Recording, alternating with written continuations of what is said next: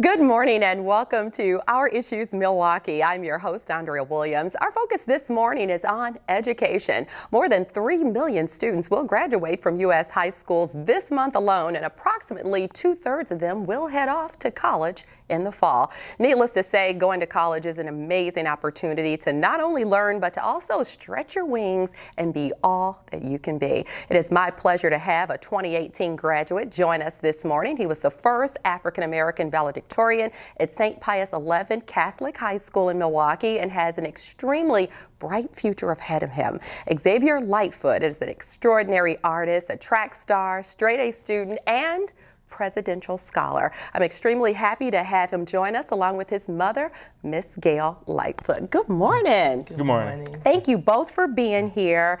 And I'm happy to have you here because I do believe that both of you will serve as an inspiration, both as a student and a parent. So thank you again. Xavier, I mentioned that you were the first African-American valedictorian at Pius 11 Catholic High School. You graduated, correct me if I'm wrong, with a 4.3 GPA. And what's even more impressive, you are one of 161 students in the country selected as a U.S. presidential scholar in the arts. Congratulations. Thank you. So, and I know you're very humble, but tell us what those accomplishments mean to you. Well, as an artist, just to get recognized for certain things, that's a lot because a lot of times artists are looked down upon in school, and like we don't get enough like credit for what we do, and like people just see it as a hobby, and to like get my art to those levels and like get it recognized nationally is very important to me to like keep going and like keep myself motivated. Yeah. And like with being the first Black valedictorian at my school, that like set an example for a lot of other people and show that they can do this, because it shouldn't have taken like 82 years, I think it was, for that to happen. It's just like something, I just thought it was crazy to me. But so like for me to do that, I thought it was really important for other people to see that like somebody that looks like them can do this. Absolutely. Yeah. And Miss Gail, Xavier is the youngest of 7, I believe. Correct. Yeah, so I know you're extremely proud. You have every reason to be. Talk about what his accomplishments mean to you. Well, working for the police department for 17 years and at the school division, seeing a lot of kids come through the system just motivated me more to tell my kids, you can go to school and accomplish what you need to accomplish, and that's their job. I always told them that's your job, and you need to maintain, I always say, the 3.0 and above. Well, he exceeded that. Right. That is for sure. Xavier, man, people will totally be inspired when they hear the fact that you were accepted to 19 colleges with a total of $2 million in scholarships. So with that said, where in fact did you decide to go? I'm going to MICA, Maryland Institute College of Art. Okay, and so Baltimore, Maryland. In Baltimore. Yeah. So how did you, out of all the schools that actually presented themselves to you, how did you pick Maryland Institute College of Art? Well, like I narrowed it down to like which ones gave me a full ride, because I'm not going to schools that didn't give me enough money. So there was like, I think there was 3 or 4 schools that gave me a full ride, and then like MICA gave me like $5,000, like more than the tuition. So like I would get extra money for going there.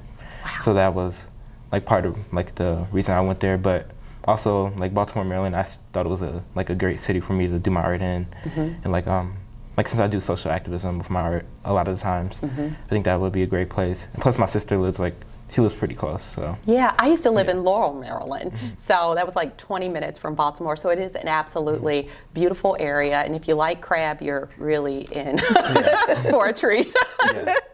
So Gail, it's been established that Xavier is an amazing artist, so when did you first recognize or realize he had this talent? I want to say when he was in around 1st grade. Really? And what was it that stood out from the rest? Well, he at 3 and a half had hydrocephalus, and one of the things they did with him for his pain was told him how to settle his mind down, and he would just start drawing while we were sitting in the doctor's office, and just started drawing pictures on 8 by 10 papers. Wow, and you were like, okay, that's pretty good. Yeah, that's what the doctor said, was like, can I have that? That's really amazing, yes. Yeah, and hopefully that doctor hung on to that because, Yes. you know, because really it's obvious that he has a bright future ahead of him. And you mentioned there was a medical condition at a young age. Talk a little bit about that.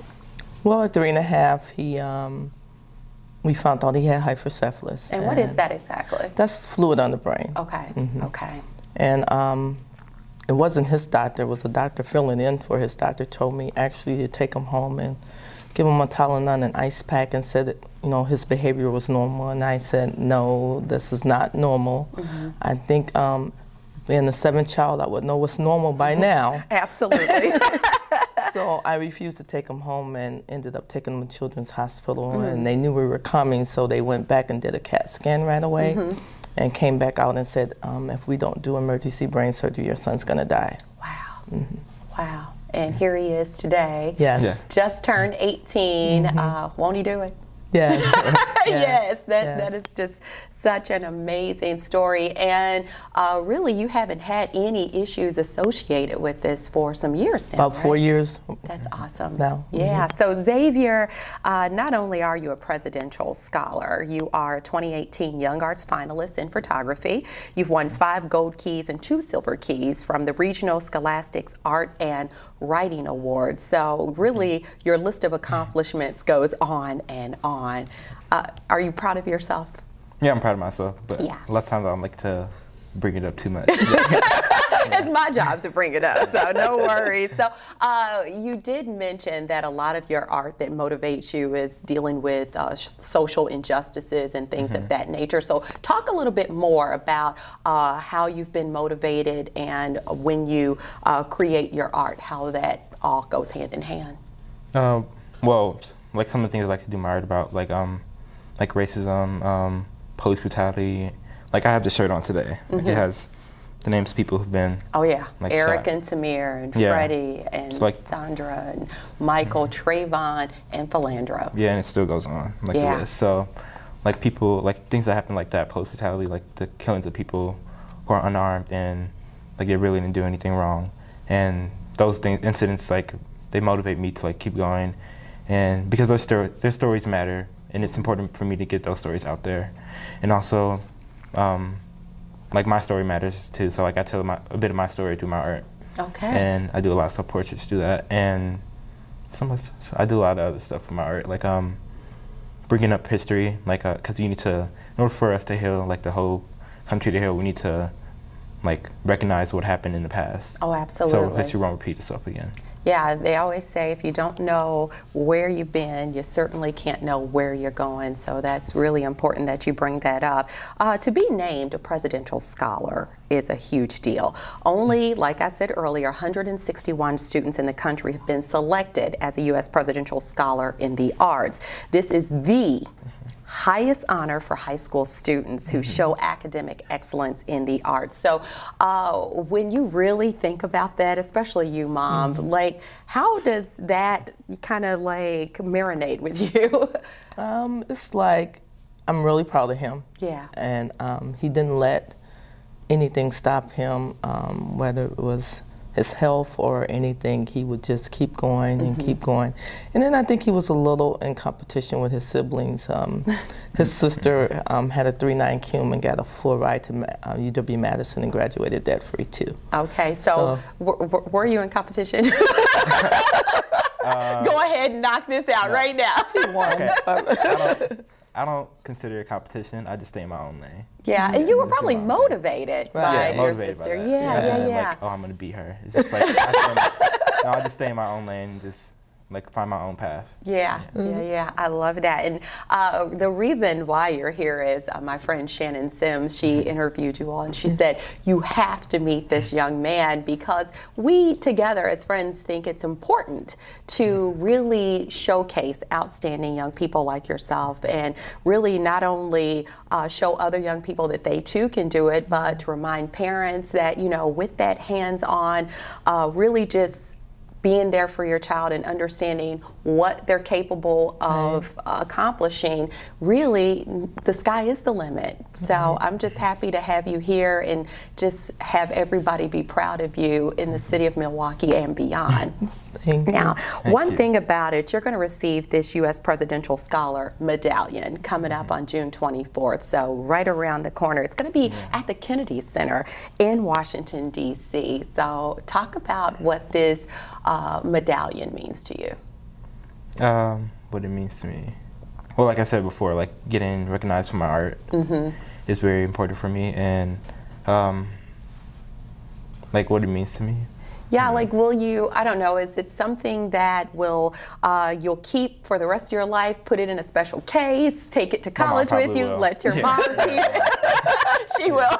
Like I told my mom to, I need like a whole shelf. Now, what I want to do before we run out of time, Xavier, is take a look at a few of your pieces. And when we put those pieces on the screen, I want you to kind of explain to the viewing audience what each of them means to you and what actually motivated you. So the first is a drawing, and you call this Unarmed. Talk about that. Like earlier, I said something about African Americans or black people being unarmed and killed by police. And like in this picture or the drawing, you can see the gun like up to my face. It's a self-portrait, and the American flag is blindfolding me, and it's like how America is blind to what's actually happening and the truth that's like around us. Like you can literally see his arm is cut off. He doesn't have anything, and then this one hand is just behind him, and he's blind. Like America's like doing this to me. They're blindfolding me and like the truth from us. Wow. Yeah. Powerful stuff. Unarmed is what you call it. So here we have a sculpture, and you call that redlining. Go ahead and talk about that. Well, I did a little bit of research for this one. Like the redlining is, I think it happened in the early 20th century. I think like that's when they like cut off certain areas for it still happens today. Still happens today. Absolutely, yeah, it still happens today. Like redlining, it happened. They cut off places, and like that's why there's like all black people in one area, and then like all white people in a certain area. And like I want to address like the division that was caused by redlining and the chaos that it has caused today, and how it's contributed to the segregation that we have today. Because we have in Milwaukee, there's it's the #1 segregated like city. Absolutely. Yeah. So, and I noticed on your website when you kind of give a description of yourself and how you feel, you describe yourself as being from Milwaukee, one of the most segregated cities in America. How do you think that has affected you when you go to another place and experience that city? How's it affected me? Well, it's kind of different. Just like I shouldn't be able to go to one area and just like, oh, it's just all the same race. Like like we should be experiencing other cultures and like connecting with each other, and not just like we shouldn't just be put in one area and then like let stereotypes be put upon us in one place. And then like when I go to other places, like I recently just went to the Bahamas, and like seeing all those people together, they seem like very close and such, and like experiencing their culture and everything. They just really, it seems like they're more whole and like more accepting of each other. Yeah, yeah. Some powerful stuff there. And lastly, you have some photography. You call this one, I thought this was pretty amazing, just with the whole symbolism in itself. You call this photograph the yellow gown opening doors. Kind of self-explanatory, but go for it and tell us about it. Yeah, like the yellow gown is a graduation gown that I have to wear for, or the gown I have to wear for graduation. And so like it's just like once I graduated, I thought, well, that's kind of ironic though. Like I thought I did that before. Like the yellow gown is going to open doors for me, and it has like since I finally graduated, and just like looking, it's like I'm looking through to the future and seeing like what's zero the whole beyond that. Absolutely. You did a fantastic job. Thank you so much for explaining that, and we'll put your website address up so people can look at some of the other things that you've done as well. Miss Gail, needless to say, you've done an amazing job with your son. What advice do you have for other parents? Because for a period of time raising him, you were a single parent. So what advice would you have on motivating your child, being there for your child? What do you say? Well, the main thing is keeping them active and involved in different things. If I didn't offer them positive activities to do, someone else will offer them something negative. And just being a parent, not trying to be a friend. And my kids kind of thought I was kind of off when I said, I'm not your friend. You're a guest here and I let you stay here. And it was like, because you can't kick it with them or get tattoos with them and do piercings and all that type of stuff with them and then think you're going to get the same amount of respect. You have to draw the line between being a parent and being their buddy. Yeah, absolutely. And Xavier, I think it's very important. Really, just on paper, you are an inspiration to not only young people, but everyone who knows what it feels like to have to put in the work to accomplish goals. You've done that, and you're just getting started. That's what's awesome. But what advice do you have to other young people when it comes to setting goals and accomplishing those, especially when it comes to academics? Make sure you put your mind to it and just keep going and don't give up.